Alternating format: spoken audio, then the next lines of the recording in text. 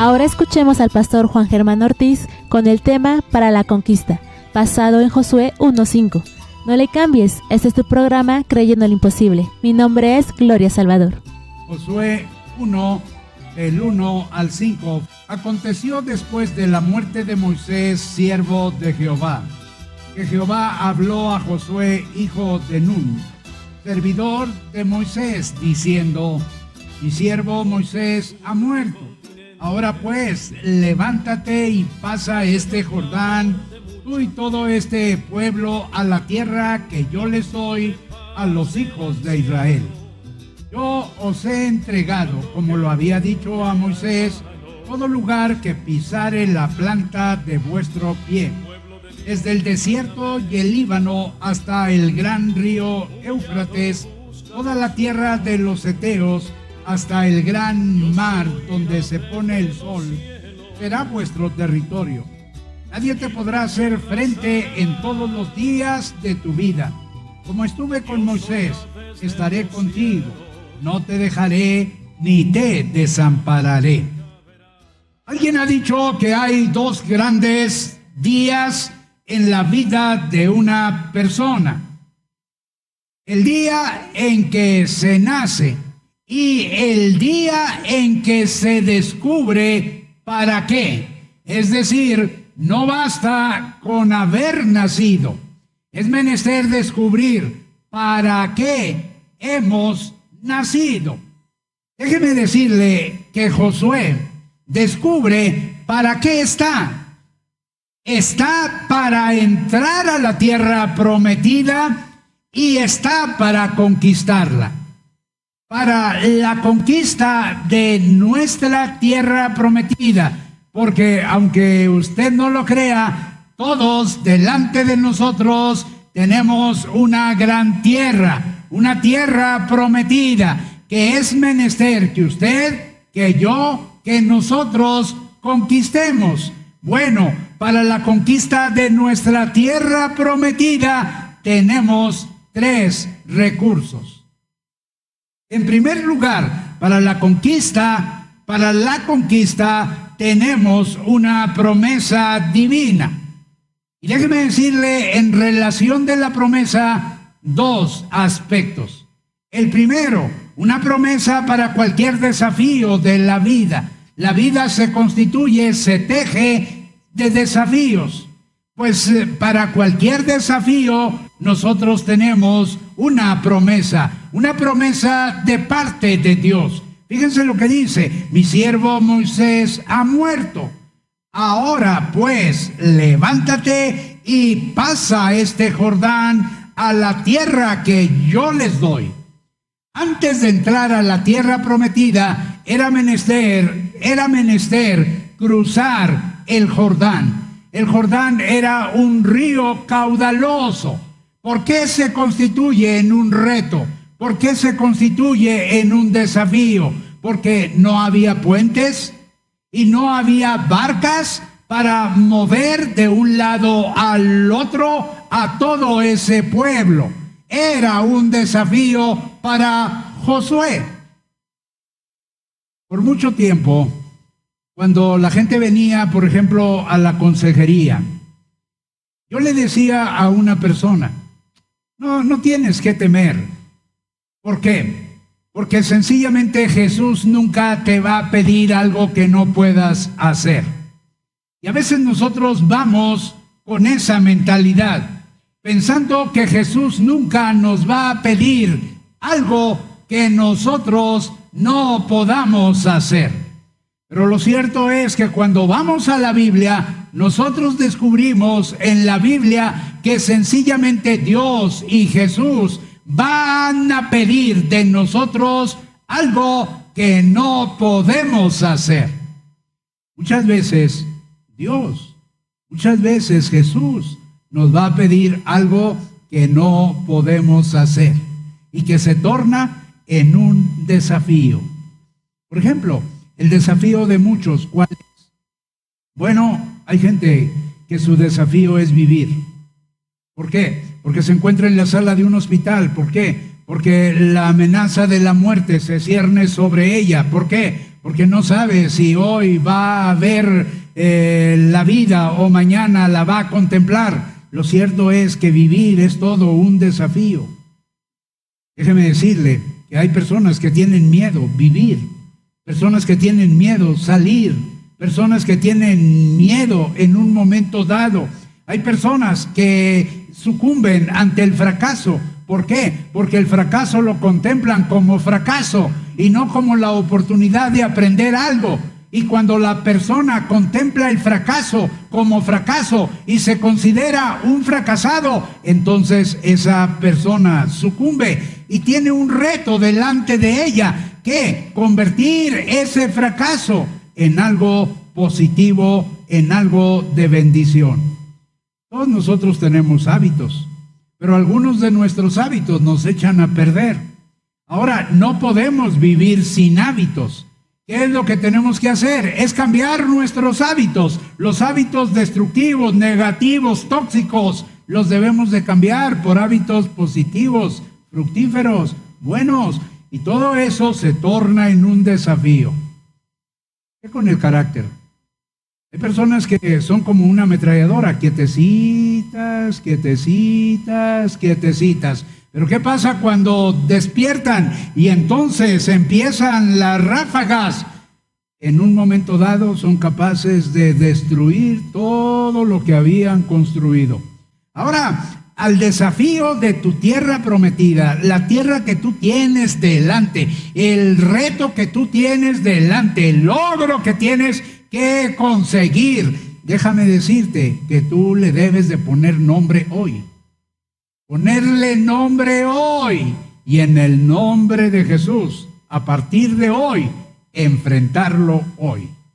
Ahora, una promesa para cualquier día de la vida, no para cualquier desafío, sino para cualquier día.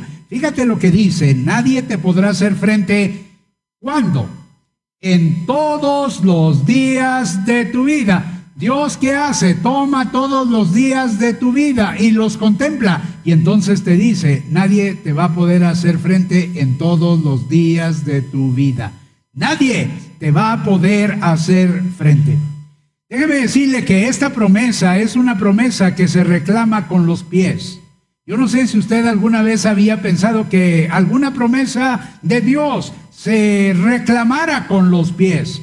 Bueno, pues con esos pies se reclaman las promesas de Dios. ¿Dónde está eso? Fíjense lo que dice: yo os he entregado. Fíjense lo que dice: todo lugar que pisare la planta de vuestro pie. ¿Qué dice Dios? Tú pisas y yo te lo entrego. Tú pisas y yo te lo entrego. De modo que si tiene alguien que le esté dando problemas, ¿qué es lo que debe de hacer? Píselo y entonces el Señor se lo va a entregar. Sí, Dios dice: nadie te podrá hacer frente. ¿Cuándo? En los días nublados. Hay días cuando no brilla el sol. En los días con sol. Hay días cuando el sol es radiante. Hay días cuando se es lluvioso. Hay días cuando el día es triste. Hay días cuando se siente uno solo. Hay días llenos de fracaso. Me llama la atención que cuando Dios dice: nadie te podrá hacer frente, es como una garantía del éxito de tu conquista, de tu tierra prometida. ¿Qué está diciendo Dios? Si nadie te va a poder hacer frente, entonces debes de ir adelante con seguridad, porque yo te garantizo el éxito en el esfuerzo de conquistar tu tierra prometida. Aquí la pregunta es: ¿cuál es su tierra prometida? ¿Qué es lo que usted tiene que conquistar? Póngale nombre y reconozca que si el Señor dice que nadie le va a poder hacer frente, entonces eso implica que sí se puede conquistar tu tierra prometida. Ahora, Dios no prometió días sin dolor, risas sin tristeza o sol sin lluvia. ¿Pero qué Él ha prometido entonces? Bueno, Él ha prometido fuerzas para cada día, consuelo para las lágrimas y luz para el camino. Esa es la promesa de Dios. Ahora, para la conquista tenemos una presencia divina. Una presencia divina, no solo una promesa. sino una presencia. Hay dos aspectos, déjeme decirle uno, una presencia probada. ¿Por qué probada? Fíjense lo que va a escuchar Josué. Como estuve con Moisés, estaré contigo. ¿Qué está diciendo? Bueno, que así como estuvo con Moisés, va a estar con Josué. Ahora, ¿qué pasa con Moisés? Moisés está muerto, pero Dios no está muerto. Ahora, Dios sepulta a sus obreros, pero Dios no sepulta su presencia. Y si Josué mira hacia atrás, ¿qué puede ver? Bueno, puede ver cómo Dios está con Moisés para sacar al pueblo de Egipto y llevarlo a través del desierto. Pero puede escuchar algo más, que así como estuvo con Moisés, va a estar con Josué para que logre la conquista de la tierra prometida. Pero hay algo más, así como estuvo con Josué, va a estar con nosotros. ¿Por qué? Porque esa promesa no solamente Dios se la hace a Josué, sino nos la hace a cada uno de nosotros. A cada uno de nosotros, a fin de que logremos nuestro sueño. Cuando nosotros tenemos un reto, fíjense lo que generalmente hacemos. Lo que generalmente hacemos es pedirle al Señor sus presentes. ¿Y qué hacemos? Le decimos a Dios, dame esto, dame esto, dame esto, dame esto. Pero déjeme decirle que mejor que los presentes para la conquista que tenemos que hacer es la presencia de Dios. Por una sola razón, amigo, por una razón, amiga. Porque si uno tiene a Dios, uno va a tenerlo todo. Hay un pasaje, escúcheme bien, hay un pasaje en Romanos 8 que dice que el que no escatimó ni a su propio Hijo, sino que lo entregó por todos nosotros, ¿cómo no nos dará también con Él todas las cosas? Pero ¿qué es lo que nosotros hacemos? Pensamos que para la conquista necesitamos las cosas. No, para la conquista que usted tiene que hacer necesita a Dios. Y Dios sabe lo que usted necesita. Y Dios se lo va a dar. No le va a escatimar. No le escatima a su Hijo Jesucristo. Y mucho menos algo de menos valor que Jesucristo. Dios no se va a negar a dárselo. Eso es importante para la conquista. Estamos más necesitados de la presencia de Dios que de sus presentes. Ahora, una presencia personal. Dice, estaré contigo. Estaré contigo. Dios estará contigo cuando los gigantes no se hacen más pequeños, cuando las murallas no se hacen más bajas. Dios va a estar contigo. Estaré contigo. Ahora, eres vencedor por una sencilla razón. En el afán de conquistar tu tierra prometida, por una sencilla razón. Porque si Dios es por nosotros, entonces la pregunta es, ¿quién contra nosotros? Si Dios está contigo, entonces no te midas contra la adversidad, el reto o la tierra a conquistar. No te compares, sino compara esa tierra prometida que tienes que conquistar con Dios. Y entonces vas a ver que eso es factible, es posible con la presencia de Dios. Y la última cosa, para la conquista tenemos una protección divina, una protección. Ahora, una protección que no deja. Dice, ni te dejaré, ni te dejaré. ¿Qué pasa cuando usted está en la sombra? ¿Se ha fijado? El otro día vi en un video que un niñito de repente descubrió que tenía sombra. Y entonces empieza a correr tratando de escapar de su propia sombra. Pero descubrió algo, descubrió que la sombra no lo dejaba. Y entonces ese niñito se asustaba con su sombra, porque pensaba que era algo ajeno a él. Cuando estamos en la oscuridad, ¿qué pasa con la sombra? A ver, ¿alguien? nos deja. Hasta la sombra nos deja, es decir, la sombra se va y con ella se va también, ¿qué? En un momento dado se va nuestra sombra. ¿Cuándo? Cuando estamos en medio de la oscuridad. ¿Saben ustedes que los dientes se empiezan a perder también? Como los amigos como los dientes se pierden también. Y a veces con dolor. Yo no sé si se acuerda de algún diente que haya perdido y que le haya dolido. Pues los amigos como los dientes también se pierden. Es decir, perdemos los amigos, perdemos las cosas. Lo cierto es que las cosas también se van. Sorpréndase, aún los padres se van. Aún los padres nos dejan. A veces nos dejan porque nos dejan. ¿Qué pasa? Pues simplemente se marchan y se van. Otras veces la muerte los arrebata de nuestro lado. Otras veces son las circunstancias. Hay un verso, ¿lo saben? Aunque mi padre y mi madre me dejaran, con todo que Jehová me recogerá. ¿Qué quiere decir? Que es poco probable que su mamá, que su papá un día le deje. Es poco probable. Pero es probable. Y en esa probabilidad, los padres se van.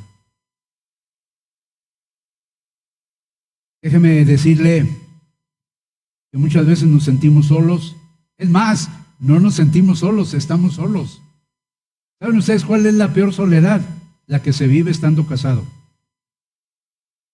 Yo creo, es duro estar solo teniendo a alguien al lado. Pero lo cierto es que la soledad debe de ser una sala de audiencia. ¿Con quién creen ustedes? Con Dios.